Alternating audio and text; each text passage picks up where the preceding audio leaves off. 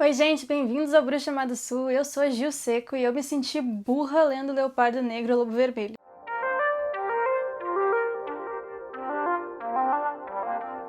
Leopardo Negro e Lobo Vermelho é uma fantasia inspirada na mitologia do continente africano. Esse livro acabou de chegar no Brasil pela editora Intrínseca nessa edição que tá maravilhosa e com preço meio salgado, mas que faz sentido por ser capa dura e por ser uma coisa tão elaborada. Mesmo assim, eu gostaria que tivesse esse livro em edição paperback, quem sabe uma edição mais baratinha, assim, pra quem quer ler esse livro, mas não tá a fim de pagar tanto por ele. Mas se você for comprar esse livro, tanto em físico quanto em e-book, você pode usar o meu link que está aqui na descrição, que eu ganho uma pequena comissão e posso continuar investindo aqui no canal. Mas vamos falar do conteúdo do livro, que eu sinto que vai ser um pouco difícil. Senti a necessidade pela primeira vez, acho, de ver o que outras pessoas falaram antes de eu vir falar pra vocês o que eu achei. Porque teve alguém que veio no Twitter me dizer que é a sua fantasia favorita, então eu levei isso muito em consideração, que é a fantasia favorita de algumas pessoas. Eu vi também vídeo de gente falando que você precisa ler esse livro, mas na minha pesquisa no Booktube gringo eu encontrei opiniões diferentes. Procurei por opiniões de fora do país justamente porque ele acabou de chegar no Brasil, então não tem tanto material brasileiro ainda sobre ele. Tomei o cuidado de procurar opiniões de booktubes negros também. No final das contas é inspirado na mitologia do continente africano e é um livro de autoria do Marlon James, que é um escritor negro jamaicano. Então eu procurei justamente por pessoas que pudessem entender melhor do que eu as culturas da África. Eu falo justamente no plural porque a gente não pode falar em uma cultura africana, é todo um continente, não tem condições de a gente falar como se fosse uma coisa só. E também por gente que entendesse um pouco mais da escrita na Jamaica, porque eu não conheço outros autores jamaicanos, não tinha essa experiência antes.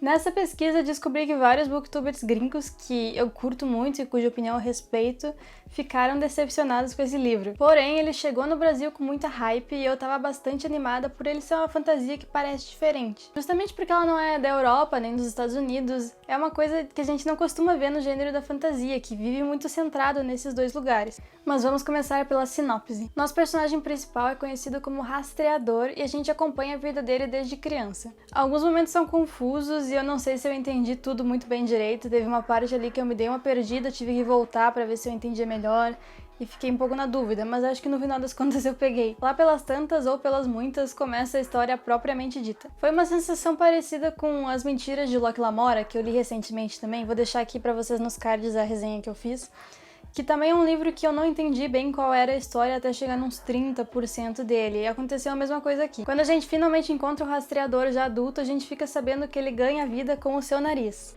Ele tem uma espécie de faro aguçado que quando ele sente o cheiro de alguém numa roupa, por exemplo, ele sempre vai conseguir encontrar essa pessoa. Por isso que ele é conhecido como rastreador e ele então é pago para encontrar crianças perdidas, marido de corna, etc. Ele tá ali vivendo a vida dele até que certo dia chega um antigo amante seu, que é uma criatura metamorfa que fica mudando de forma entre leopardo e homem. Esse cara diz pra ele que tem um traficante de escravos que tá interessado nos serviços do rastreador. Então eles vão falar com esse traficante de escravos e acabam embarcando numa missão junto com outros personagens pra encontrar um menino que foi sequestrado há 3 anos. Acaba se formando meio que a Sociedade do Anel em Senhor dos Anéis, sabe? Aquele grupo de pessoas que se reúnem para viver uma jornada, para viver uma aventura, que tem um objetivo em comum, que no caso do Senhor dos Anéis é destruir o anel e aqui no caso é procurar esse menino. O problema é que as circunstâncias são todas muito misteriosas. O rastreador fica desde o início desconfiado, com a impressão de que as pessoas estão mentindo para ele sobre quem é esse menino e por que eles precisam encontrar, então ele faz toda uma investigação ao mesmo tempo em que ele está procurando pela criança.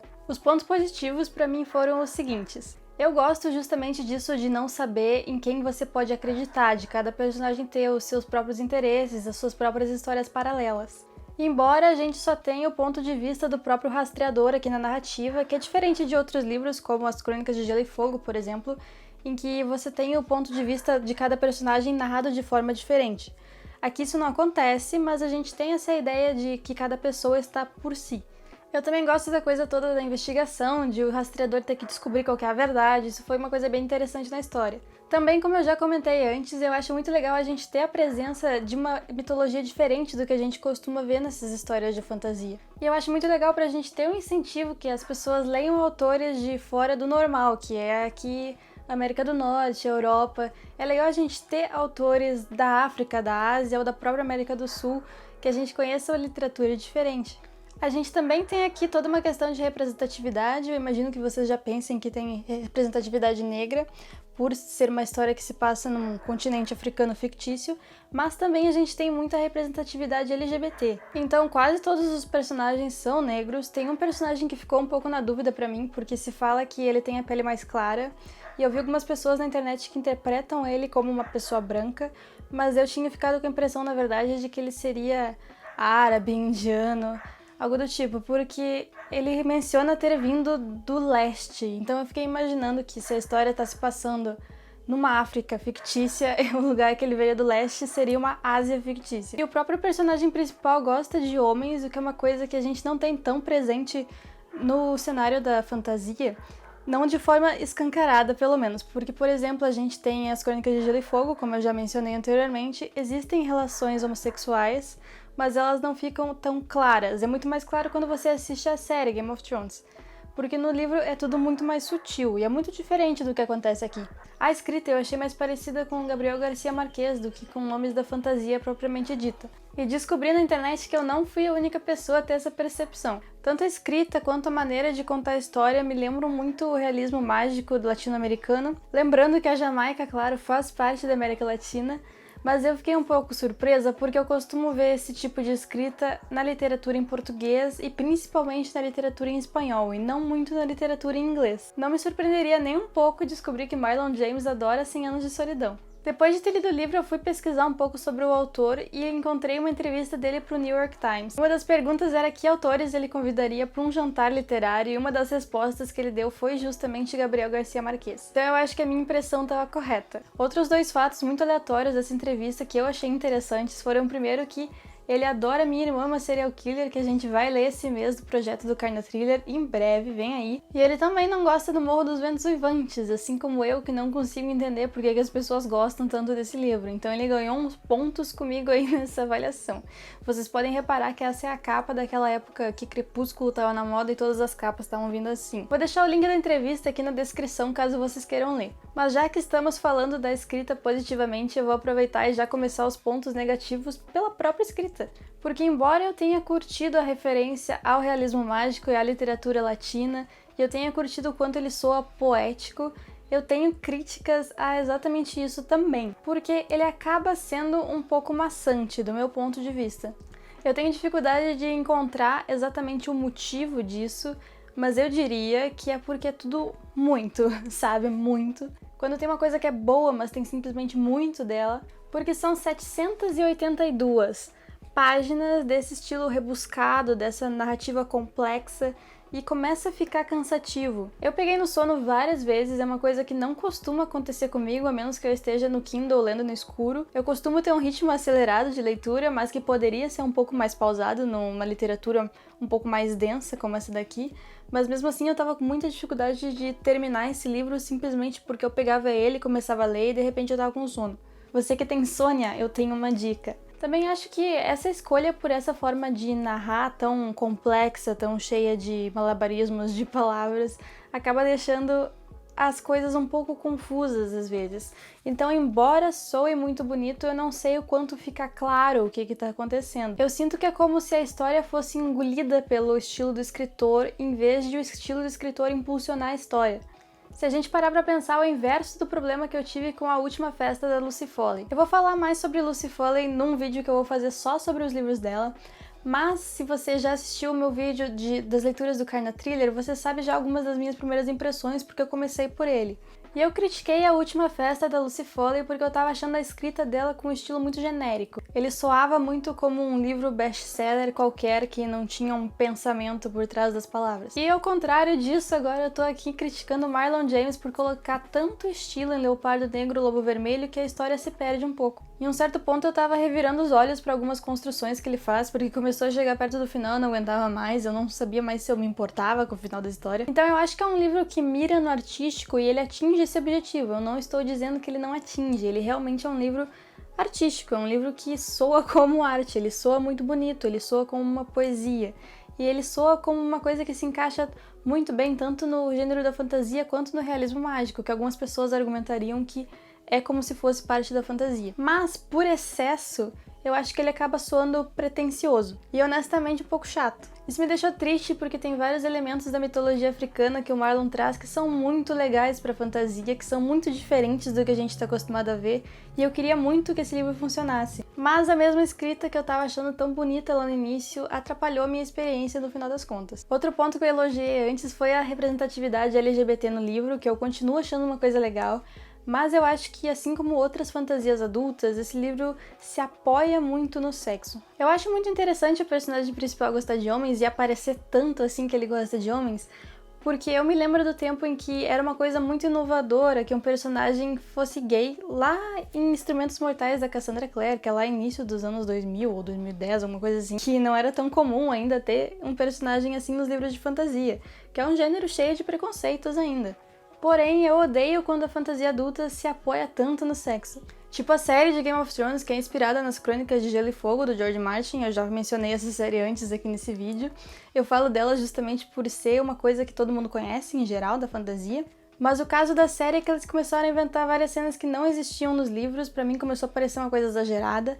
Principalmente quando eles inventaram uma cena de estupro que não existia, que pra mim ficou parecendo que foi porque a anterior, que existia nos livros, acabou tendo muita audiência e muita repercussão e me pareceu que eles queriam fazer aquilo de novo. A gente tem relações consensuais em Leopardo Negro e Lobo Vermelho, então ótimo, mas eu realmente comecei a achar que o livro se apoiava nisso um pouco demais. Pro meu gosto, né? Você pode gostar disso. Mas eu não tenho como deixar de comparar com a última fantasia que eu li, que foi As Mentiras de Locke Lamora, que eu deixei a resenha aqui em cima antes e continua aqui em destaque se você quiser procurar. E uma das coisas que eu gostei tanto em As Mentiras de Locke Lamora foi que, diferente de As Crônicas de Gelo e Fogo, ele se apoia muito pouco em sexo. Eu acho que tem tipo uma cena disso e o resto não tem essa necessidade. Então eu tinha achado uma coisa muito legal e pra mim foi um pouco chocante chegar nesse livro e ter tanto assim, eu não sei se sou eu que sou muito puritana na literatura.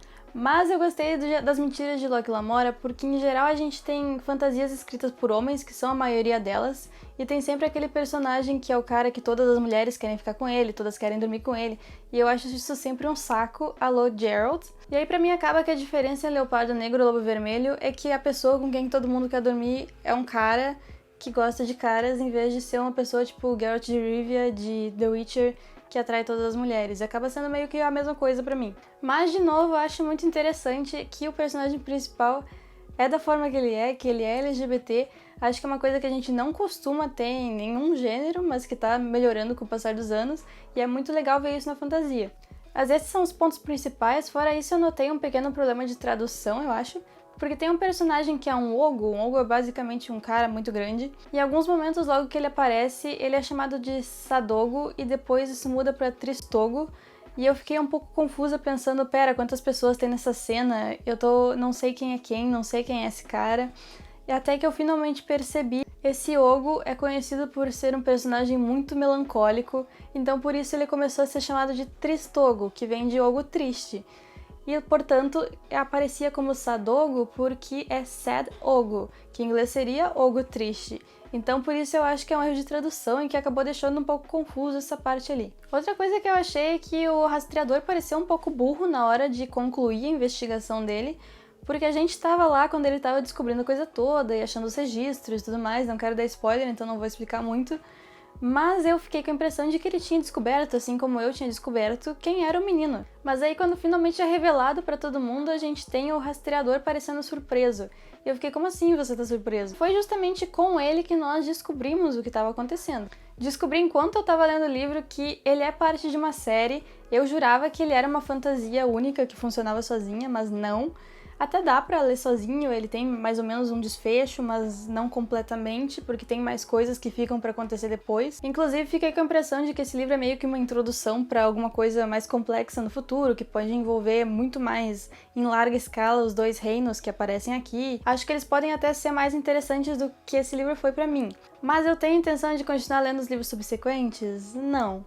O que é uma coisa muito difícil pra mim dizer e meio estranha, porque eu costumo pegar uma série pra ler e decidir que eu vou ler toda ela. Assim como eu tô lendo Peças Infernais, eu não curti muito os 2 volumes, mas eu pensei que, vou ler o terceiro, já que só falta um. Então eu fico nessa coisa de, já tô aqui, eu vou terminar de ler, mas eu não sei se eu tenho a vontade necessária pra pegar o segundo livro disso quando sair e ter a vontade de ler 700 e poucas páginas dessa escrita de novo. Então é isso por hoje, gente. Eu espero que em breve eu possa trazer aqui uma resenha de um livro que eu amei, porque ultimamente tá difícil. E semana que vem a gente vai continuar no nosso Karna Thriller 2021, em que eu tô lendo muitos thrillers. Não esquece de deixar seu like, de se inscrever e de ativar o sininho pra saber quando é que posto vídeo semana que vem. Até a próxima!